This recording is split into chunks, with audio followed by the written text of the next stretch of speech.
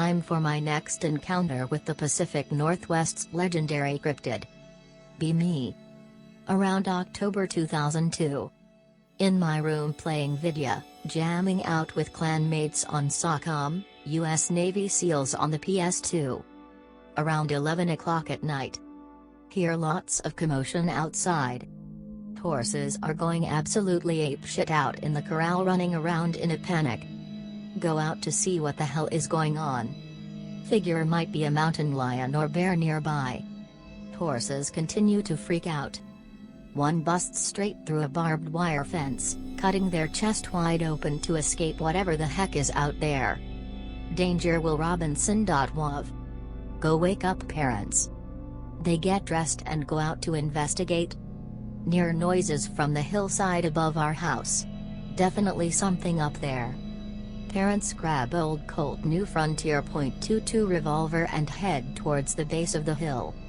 Something huge is stomping through the fallen leaves, pushing over trees.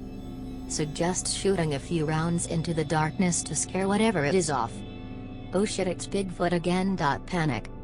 Same dragon-like roar from all the Bigfoot TV shows.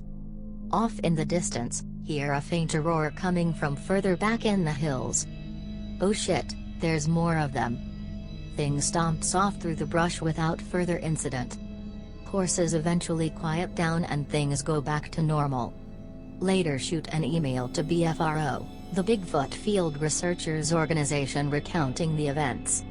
Investigator from Western Washington calls me back within a few days and says Ashford is a hotbed of Bigfoot activity, thinks there's a community of at least 20-30 of the creatures in the area.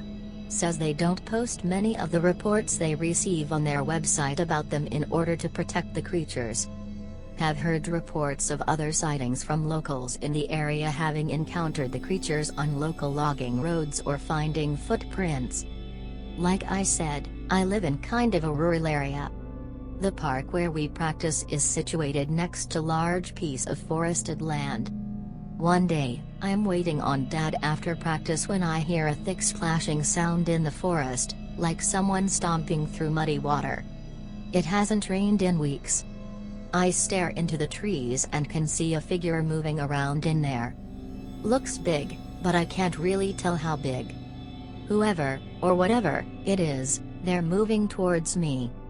But Dad pulls up just then, so I hop in the car and go home. Seeing this thing, however, becomes routine. After practice, waiting alone, I'll hear the splashing. Then I'll see the large figure in the woods. One day it comes to the tree line. I can finally make it out, and I freeze. It's much bigger than I thought. As tall as some of the smaller trees, so maybe like 9 feet? Appearance is weird and I almost can't tell what it is at first.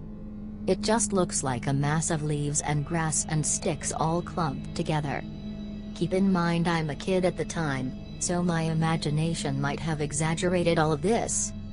But I watch it move out towards the tree line fluidly, making that muddy splashing sound the whole way. Then it stops and everything goes dead quiet. We're out in the country basically, but I don't hear a bird or insect or even the wind. Then the eerie silence is broken by an approaching engine and I turn to see Dad's car pulling up. When I glance back at the forest, the thing is gone. I see this thing on and off for a few weeks.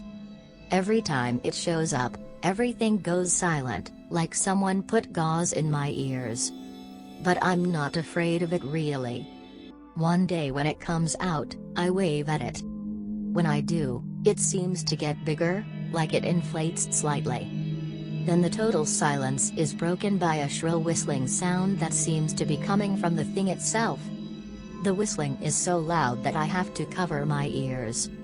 Then immediately it starts to rain. Luckily Dad shows up and I hop in his car before getting too soaked. Fast forward a few weeks. This thing is beginning to follow me home in the tree line. Dad doesn't seem to notice at all, but I can make out its dark shape moving through the trees, keeping pace with the car. When we pass the forested area it stays behind.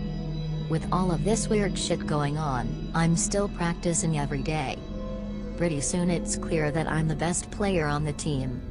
Coach starts relying on me more and the other kids seem to look up to me. I'm beginning to make friends. Feelsgoodman.jpg. Dad even starts showing up to practice occasionally. He's coming to my games too. But every time he does, I get really nervous. I want to impress him, but when he shows up my palms are sweaty, knees weak, mom's spaghetti. It's not that big a deal though. He's not there all that often so I usually do fine. We win a ton of games. Near the end of the season it looks like we could take the championship. Everyone's expecting a lot out of me. I'm starting to feel differently about Dad showing up.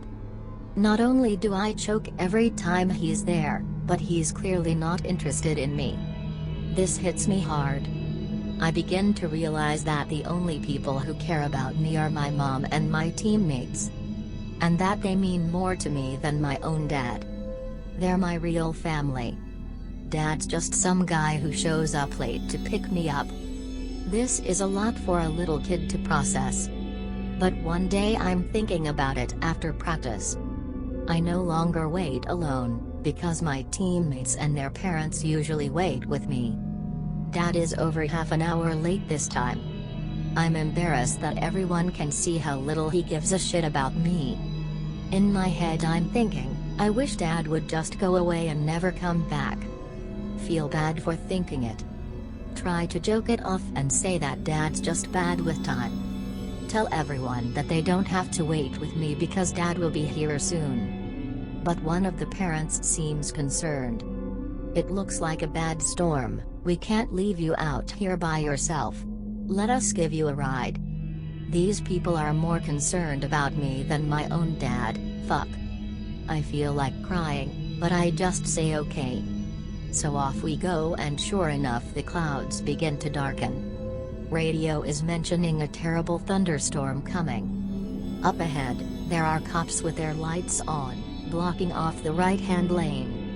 A car is overturned there off the side of the road, lying in a small ditch near the tree line. Leading from the car into the woods is a huge scrape in the ground. Like giant claw marks in the grass. My friend's dad slows down as he passes. He says, "That looks really bad."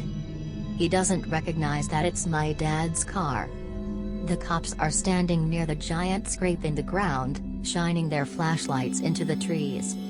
We slowly pass them, and a few feet down the road I see it. Standing just inside the tree line.